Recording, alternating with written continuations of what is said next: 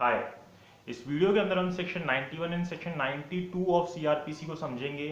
ये दोनों सेक्शन से एक साथ ही पढ़ने वाले सेक्शन से, इनको हम अलग अलग नहीं समझ सकते, तो ये दोनों सेक्शन एक ग्रुप की तरह ट्रीट किए जाते हैं, तो इन दोनों सेक्शंस को एक ही साथ रीड किया जाना चाहिए। अभी जो सेक्शन है सेक्शन 91 और सेक्शन 92, ये किस बारे में बात करते हैं? ये समन टू प्रोड्यूस थिंग्स के बारे में बात करता है कि जब कोर्ट किसी चीज को, थिंग्स को, मतलब कि किसी भी चीज को, जो टेंजिबल चीज है उसको अपनी कोर्ट के अंदर बुलाना चाहते हैं किसी केस के दौरान, उसकी इन्वेस्टिगेशन के लिए या कुछ भी इंक्वायरी के लिए, तो ये पावर कोर्ट को दी गई है कि उसको बुलाने के लिए वो सम्मन भेज सकती है। जिस भी व्यक्ति के पोजीशन के अंदर वो प्रॉपर्टी है, वो थिंग है, उसको सम्मन भेजे जा सकते हैं कि इस प्रॉपर्टी को प्रोड्यूस किया जाए। अब वो जो सम्मन्स है उसके अंदर ये अलग से बताया जाएगा कि सिर्फ वो चीज चाहिए, साथ में जिस व्यक्ति के पास वो चीज है उसको भी कोर्ट में प्रेजेंट होना है। अगर सिर्फ उस थिंग को प्रोड्यूस करने के लिए बोला जाता है कोर्ट के अंदर, तो ऐसे केस के अंदर जिस व्यक्ति के पोजीशन के अंदर वो चीज है उसको कोर्ट में प्रेजेंट होना जरूरी नहीं है। वो अपने एजेंट के द्वारा, किसी और व्यक्ति के द्वारा भी कोर्ट के अंदर वो चीज को भेज सकता है, प्रोड्यूस करवा सकता है। तो मान लिया जाएगा कि उसने जो कोर्ट के सम्मन है वो फॉलो किए हैं, उसने किसी भी तरीके से उनको ब्रीच नहीं किया है। तो हम सेक्शन 91 और 92 को रीड करते हैं और समझते हैं इसके अंदर क्या दिया गया। अपने बेरेक को खोल लीजिए, हम सेक्शन 91 को रीड करते हैं, इसका मीनिंग इंटरप्रेट करते हैं कि इसके अंदर क्या दिया गया। सेक्शन 91 बोलता है समवन टू प्रोड्यूस डॉक्यूमेंट और अदर थिंग्स। किस चीज के बारे में बोल रहा है कि अगर किसी भी डॉक्यूमेंट्स को या फिर किसी भी थिंग्स को कोर्ट में बुलाना है तो उसके लिए सम्मन किस तरीके से भेजे जाते हैं प्रोड्यूस करने के लिए, मतलब किसी भी चीज या किसी भी डॉक्यूमेंट्स को प्रोड्यूस करने के लिए सम्मन को भेजने के बारे में बताता है। क्या बोलता है? व्हेनेवर एनी कोर्ट और any officer in charge of the police superintendent, मतलब दोनों के बारे में बता रहा है कि कौन, मजिस्ट्रेट और पुलिस सुप्रीडेंडेंट, अगर किसी भी consider that the production of any document, अगर वो ऐसा कंसीडर करता है, कौन, मजिस्ट्रेट या फिर पुलिस सुप्रीडेंडेंट, ये किसी भी डॉक्यूमेंट्स को या फिर कोई भी चीज जो है वो नेसेसरी है या फिर डिजायरेबल है, किस चीज के लिए? फॉर द पर्पस ऑफ, किस किस चीज के लिए? इन्वेस्टिगेशन के लिए, इंक्वायरी के लिए, ट्रायल के लिए, या फिर किसी और प्रोसीडिंग, मतलब किसी भी तरीके से वो जरूरी है अंडर दिस कोड बाय और बिफोर सच कोड और ऑफिसर, तो वो उसको ये ऑर्डर दे सकते हैं कि उन जो भी डॉक्यूमेंट्स या फिर जो भी चीज है उसको प्रोड्यूस करे। सच कोर्ट में इशू सम्मन्स, तो वो कोर्ट क्या कर सकता है? सम्मन्स इशू कर सकता है। और सच ऑफिसर अ रिटर्न ऑर्डर, मतलब कोर्ट होगा तो सम्मन इशू करेगा, अगर वो ऑफिसर है वो क्या करेगा? रिटर्न ऑर्डर देगा to the person in whose position और हुज पावर सच डॉक्यूमेंट और things is believe to be, कि जिसकी भी पोजीशन के अंदर या जिसके भी पावर के अंदर वो डॉक्यूमेंट्स या फिर वो जो चीज है वो है, requiring him to attend and produce की, और उसको बोला जाएगा उस ऑर्डर या फिर उस सम्मन के अंदर कि वो अटेंड करे और उस जो भी चीज है उसको प्रोड्यूस करे, और to produce it at any time and place stated in the summons और ऑर्डर। तो जहां जो जिस जगह पे, जिस भी प्लेस के ऊपर बोला जाएगा, जिस भी टाइम पे आपको प्रोड्यूस करना है, तो उस जगह पे, उस टाइम पे उसको सम्मन्स, उस ऑर्डर के रिगार्डिंग उस चीज को प्रोड्यूस करना पड़ेगा।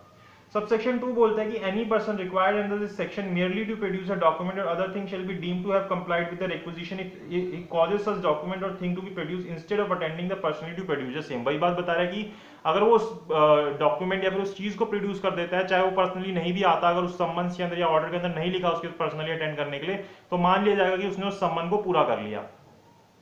अब जैसे कि अगर मान लीजिए इसके अंदर अगर जो प्रोसिक्यूशन के डॉक्यूमेंट्स होते हैं, जो भी प्रोसिक्यूशन डॉक्यूमेंट्स होते हैं उनको भी हम डॉक्यूमेंट्स मान लेते हैं, वो भी कोर्ट प्रोड्यूस करा सकता है। या फिर जैसे पुलिस डायरी होती है, पुलिस डायरी को भी हम डॉक्यूमेंट्स मान लेते हैं, वो भी कोर्ट ऑर्डर करके प्रोड्यूस करवा सकता है। और फिर इसके अंदर बताया गया कि जैसे मैंने पहले ही बता दिया था कि कोई भी जो चीज है वो कैसी होनी चाहिए? थिंग्स होनी चाहिए। थिंग्स वर्ड यूज हुआ है, इसका मतलब कि वो कैसी होनी चाहिए? टेंजिबल चीज होनी चाहिए। कोई भी चीज ऐसी जो एब्स्ट्रैक्ट है, मतलब जैसे किसी के सिग्नेचर्स हो गए या ऐसी कोई भी चीज हो गई, इनटेंजिबल चीज होगी, उसके लिए सेक्शन 91 यूज नहीं होगा, उसके लिए अलग सेक्शन है जिसको हम फॉलो करते हैं। अगर मान लीजिए कोई भी व्यक्ति इसको फॉलो नहीं करता, सेक्शन 91 के अंदर अगर किसी को बोला गया कि आप किसी डॉक्यूमेंट्स को या किसी चीज को प्रोड्यूस करो, वो नहीं फॉलो करता, तो वो अपने आप में एक ऑफेंस बन जाता है। सेक्शन 175 अगर हम आईपीसी का पढ़ते हैं तो उसके अंदर ये ऑफेंस है, ऐसा करने पे सजा मिल सकती है। फिर उसके बाद nothing in this section shall deemed to effect, कि कोई भी जो ये सेक्शन 91 है ये किस चीज के ऊपर इफेक्ट नहीं करेगी? Section 123 and 124 of Indian evidence act और द बैंकर्स और बुक एविडेंस एक्ट 1891, उसके ऊपर कोई भी इफेक्ट नहीं पड़ेगा इस सेक्शन का। और दूसरी बात बताएगी कि to apply to letters, post card, telegram और अदर डॉक्यूमेंट और any parcel thing in the custody of the postal telegraph authority, की पोस्टल टेलीग्राफ अथॉरिटी के पास कोई भी डॉक्यूमेंट, कोई भी पोस्ट है तो उसके ऊपर एप्लीकेबल नहीं होगा। इसलिए सेक्शन 92 को इसके साथ पढ़ना जरूरी है, क्योंकि सेक्शन 92 इसी बारे में बताता है कि procedure as to letters and telegrams, कि अगर किसी लेटर या टेलीग्राम को प्रोड्यूस करना है तो किस तरीके से किया जाएगा।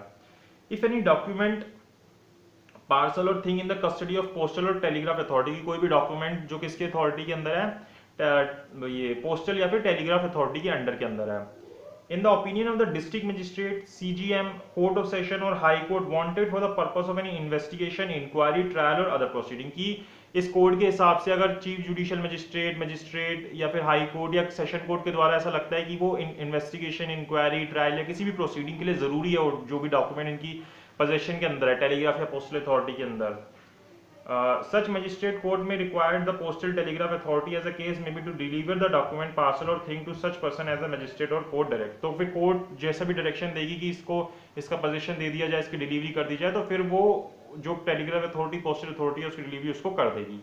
फिर if any such document or parcel or thing is in the opinion of any magistrate, whether executive or judicial, or of any commissioner or police or district superintendent of police wanted for any such person, he may require the postal telegraph authority as a case may be to cause search to made for and to detain such document. तो वो ऐसा order कर सकती है कि उसके बारे में सर्च करे और जो वो डॉक्यूमेंट है उसको डिटेन कर ले।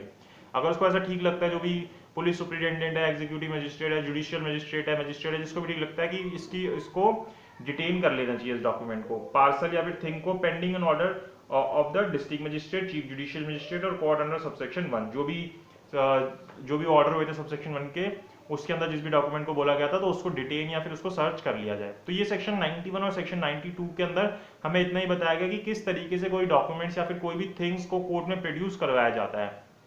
इसके बाद सेक्शन जो आगे 93 से है वो हमें सर्च वारंट्स के बारे में बताते हैं। तो सर्च वारंट को हम एक नेक्स्ट वीडियो के अंदर समझ लेंगे कि सर्च वारंट किस तरीके से इशू होते हैं, क्या होते हैं, किन चीज़ों की सर्च के लिए होते हैं, क्या क्या पावर्स मिल जाती है सर्च वारंट इशू होने से, तो वो सारे हम देखेंगे। यहाँ पे जो सेक्शन 91 और सेक्शन 92 इन दोनों को हमें एक साथ ही पढ़ना चाहिए, क्योंकि एक दूसरे के साथ अटैच सेक्शंस हैं जो हमें बताते हैं कि किसी भी डॉक्यूमेंट्स या किसी भी थिंग्स को प्रोड्यूस करने के लिए किसी व्यक्ति को सम्मन्स किस तरीके से भेजे जाते हैं और उसको ये कंप्लाई करना जरूरी रहता है। अगर वो उसको कंप्लाई नहीं करता तो वो सेक्शन 175 ऑफ आईपीसी के अंदर पनिशेबल ऑफेंस के अंडर आ जाता है, मतलब कि उसने वो ऑफेंस कमिट कर दिया। तो ये हमने सेक्शन 91 और सेक्शन 92 ऑफ सीआरपीसी 1973 को समझा।